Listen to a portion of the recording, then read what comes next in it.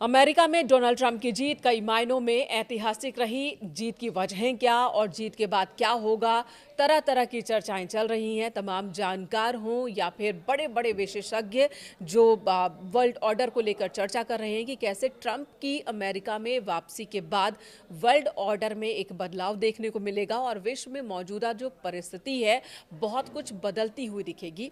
क्योंकि आप माने ना माने, भले ही चीन बार बार कोशिश कर रहा हो कि वो एक दूसरा पावर सेंटर है, लेकिन अभी भी अमेरिका से बहुत सारी चीज़ें संचालित होती हैं। सबसे बड़ी बात जो ट्रंप ने कही है इस विक्ट्री के बाद वो ये कि मैं युद्ध रुकवा दूंगा। और उन्होंने कहा कि जब इससे पहले मैं राष्ट्रपति था तो 4 साल तक कोई युद्ध नहीं हुआ था और युद्ध के विरुद्ध हमेशा बोलते रहे हैं डोनाल्ड ट्रंप। और यही बात भारत भी हमेशा कहता रहा है कि किसी भी समस्या का समाधान युद्ध नहीं है बल्कि वार्ता है। बातचीत से ही बड़े से बड़े मुद्दे सुलझाए जा सकते हैं, चाहे वो रशिया यूक्रेन का युद्ध हो, इजराइल हमास का युद्ध हो। किसी भी युद्ध के फेवर में भारत कभी नहीं रहा है और अब डोनाल्ड ट्रंप की वापसी से एक संदेश जा रहा है कि युद्ध भी शायद आने वाले दिनों में रुक जाए। खासकर रूस डोनाल्ड ट्रंप की वापसी से बहुत खुश है और भारत भी खुश है। खैर, ये तो अलग बात हुई। फिलहाल हम ये चर्चा करते हैं कि डोनाल्ड ट्रंप की वापसी से चीन और पाकिस्तान पर क्या असर होगा। चीन को लेकर अमेरिका की नीतियों में क्या कुछ बदलाव देखने को मिलेगा। पाकिस्तान को लेकर जो बाइडेन की सरकार और ट्रंप की सरकार, इन दोनों की नीतियों में क्या अंतर होने वाला है और भारत पर किस तरह का असर पड़ेगा, बहुत ही संक्षेप में जान लेते हैं। सबसे पहले बात कर लेते हैं हम भारत की ही कर लेते हैं।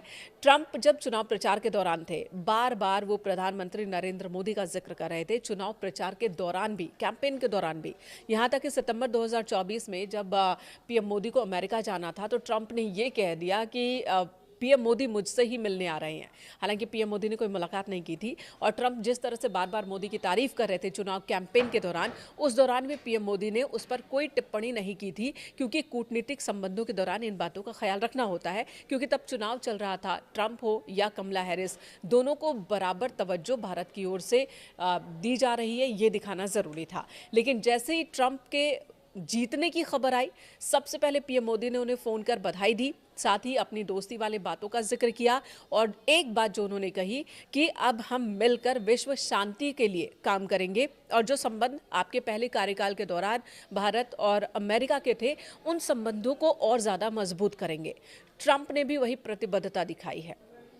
हालांकि भारत को लेकर H-1B वीज़ा की बात हो या फिर टैरिफ की बात हो, उस पर ट्रंप अपने पहले कार्यकाल के दौरान थोड़े सख्त थे और उन्होंने यहाँ तक कि टैरिफ किंग भी कह दिया था पीएम मोदी को, भारत को, और ये कहा था कि ये गलत है, समान नहीं है। तो हो सकता है कि यहाँ पर टैरिफ में बदलाव देखने को मिले, लेकिन यही बात भारत के फेवर में भी जा सकती है। क्योंकि पिछले कार्यकाल के दौरान अमेरिका ने, खासकर ट्रंप ने ये क्लियर किया था कि जो जो देश उनकी बात और अमेरिका के हिसाब से नहीं चल रहे हैं, उन पर व्यापारिक प्रतिबंध अमेरिकी सरकार की ओर से लगाए जाएंगे, जिसमें चीन भी शामिल है।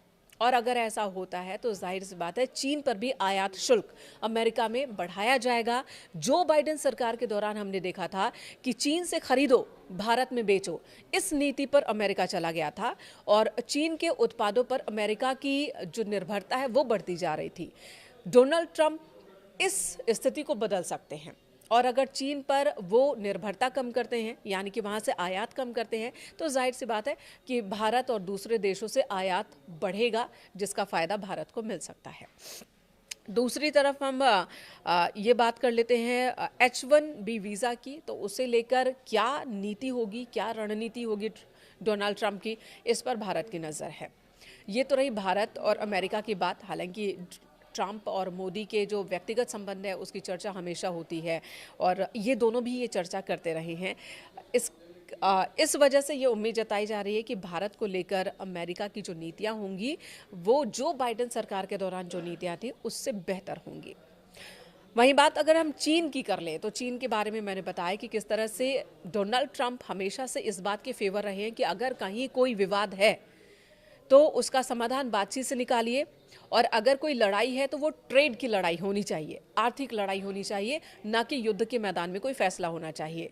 पिछली बार भी चीन पर कई आर्थिक प्रतिबंधों का जिक्र अमेरिका की ओर से किया गया था और इस बार भी ऐसा किया जा सकता है।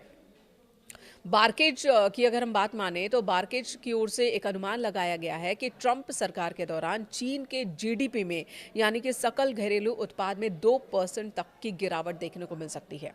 और ऐसा होता है तो उसका फायदा प्रत्यक्ष अप्रत्यक्ष तौर पर भारत को हो सकता है। हिंद प्रशांत क्षेत्र में चीन बहुत ही ज्यादा आक्रामक रवैया अपनाए हुए है और लगातार वो अपनी जगह को और मजबूत करता जा रहा है। डोनाल्ड ट्रंप इस बात को कभी भी स्वीकार नहीं करेंगे। पिछले कार्यकाल में भी उन्होंने चीन को उसे लेकर लताड़ा था और कई सैंक्शंस लगाए थे। इस बार भी ये रुख उनका देखने को मिल सकता है। बात पाकिस्तान की कर लेते हैं। पाकिस्तान की भी चिंताएं बढ़ गई होंगी क्योंकि पाकिस्तान आतंकवाद का गढ़ माना जाता है। डोनाल्ड ट्रंप बार बार कहते हैं कि आतंकवाद के खिलाफ बहुत मजबूत लड़ाई की ज़रूरत है, जो कि भारत भी कहता है, और आतंकवाद के खिलाफ दोनों मिलकर लड़ेंगे। ये बात दोनों देशों की ओर से कही जाती रही है। लेकिन जो बाइडेन जब राष्ट्रपति बने तब पाकिस्तान को लेकर एक सॉफ्ट कॉर्नर अमेरिका में फिर से देखने को मिल रहा था। लेकिन अब डोनाल्ड ट्रंप फिर से लौट आए हैं। इससे पहले जब डोनाल्ड ट्रंप राष्ट्रपति थे तो आपको याद होगा कि पाकिस्तान को लेकर बहुत ही कड़ा रुख उन्होंने अपनाया था। खासकर पाकिस्तान को खुलकर डोनाल्ड ट्रंप ने कहा था कि आतंकवाद की फैक्ट्री है पाकिस्तान, और जो आर्थिक मदद अमेरिका से मिलती रही थी पाकिस्तान को, उस आर्थिक मदद को कम कर दिया था, लगभग खत्म कर दिया था। फिलहाल पाकिस्तान कंगाली के द्वार पर खड़ा है और ऐसे में वो फिर से अमेरिका से मदद अलग अलग वजहों से हासिल करने की कोशिश में था। अब जब डोनाल्ड ट्रंप की वापसी हो गई है तो वो मदद नहीं मिलेगी, ये हम कह सकते हैं। बांग्लादेश में जिस तरह से अल्पसंख्यकों पर, खासकर हिंदुओं पर अटैक हो रहे हैं, उसका जिक्र खुलकर डोनाल्ड ट्रंप ने अपने चुनाव प्रचार के दौरान किया और अपनी ये मंशा जाहिर कर दी है कि अब आतंकवाद चाहे वो किसी भी स्वरूप में हो, उस पर खुलकर अटैक करना है। और ये बात पाकिस्तान के खिलाफ जा सकती है और भारत के पक्ष में ये बात भी जा सकती है। भारत के लिए एक और पॉजिटिव पॉइंट क्या है? 47वें राष्ट्रपति बनने जा रहे डोनाल्ड ट्रंप और पीएम मोदी के संबंधों के बारे में तो सबको पता है। भारत को लेकर जो अमेरिका की सोच है, ट्रंप की सोच है, वो भी पता है। लेकिन एक और अच्छी बात यह है कि अब जो उपराष्ट्रपति बनने जा रहे हैं जेडी वेंस, वो भी भारतीय मूल के हैं। जी हाँ, आंध्र प्रदेश में एक गांव है बडलुरु की उषा वेंस के पति हैं उपराष्ट्रपति जेडी वेंस। जेडी वेंस यानी कि भारत के दामाद के तौर पर इन्हें अब पेश किया जा रहा है, इनका जिक्र किया जा रहा है।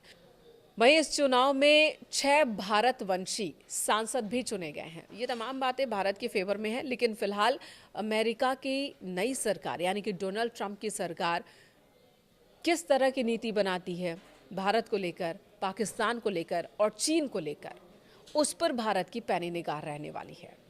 चीन के बाद अमेरिका भारत का सबसे बड़ा ट्रेड पार्टनर है और भारत अमेरिका के बाजारों में सबसे ज़्यादा निर्यात करता है। स्मार्टफोन से लेकर फार्मा उत्पादों तक अमेरिका बड़ा खरीदार है और ऐसे में अमेरिकी नीति का असर इस स्थिति पर भी पड़ सकता है, यानी कि निर्यात होने वाले वस्तुओं की स्थिति पर पड़ सकता है। सेवा निर्यात की बात की जाए तो 50% से अधिक हिस्सेदारी आईटी सेक्टर की है। सबसे ज़्यादा आईटी सेवा निर्यात भी अमेरिका में ही करता है भारत। और दोनों देशों के बीच अगर पिछले वित्त वर्ष की बात कर ले 2023-24 की, तब वस्तु और सेवा सेक्टर में 190 अरब डॉलर से अधिक का व्यापार हुआ था। और ये बात थोड़ी प्रभावित कर सकती है क्योंकि पिछले कार्यकाल के दौरान डोनाल्ड ट्रंप ने भारत को टेरिफ किंग कहा था और ये कहा था कि भारत अमेरिका से आयात होने वाली चीज़ों पर बहुत ज़्यादा शुल्क लगाता है, जबकि अमेरिका को निर्यात करने वाली उसकी चीज़ों पर अमेरिका ने उतना शुल्क नहीं लगाया है।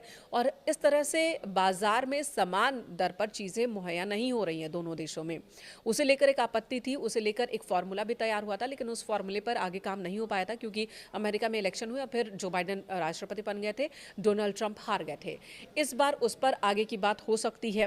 हालांकि यही बात जो टैरिफ को लेकर है, यानी कि आयात शुल्क को लेकर है, वो भारत के पक्ष में भी जा सकती है क्योंकि आयात शुल्क चीन पर भी अमेरिका बढ़ा सकता है। और अगर ऐसा होता है तो चीन से आयात अमेरिका कम करेगा, यानी कि चीन की ओर से अमेरिका में निर्यात कम हो सकता है और उस जगह को, उस खाली जगह को भारत की ओर से भरा जा सकता है, यानी कि भारत की ओर से और ज़्यादा निर्यात अमेरिका को बढ़ सकता है, जिससे भारत को फायदा ही होगा।